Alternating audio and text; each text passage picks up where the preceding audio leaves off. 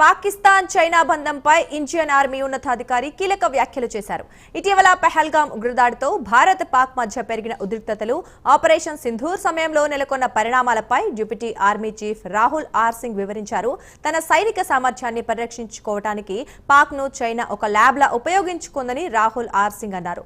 మనం ఒకేసారి 3 దేశాలతో యుద్ధం చేశామని, పాక్ తో పాటు చైనా, తుర్కీయను ఓడించామన్నారు.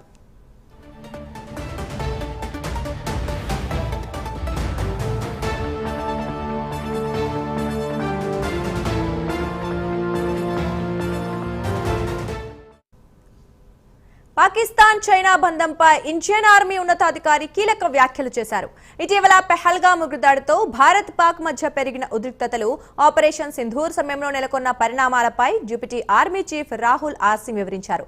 తన సైనిక సామర్థ్యాన్ని పరీక్షించుకోవడానికి పాక్ ను చైనా ఒక ల్యాబ్ లా ఉపయోగించుకుందని రాహుల్ ఆర్ సింగ్ అన్నారు.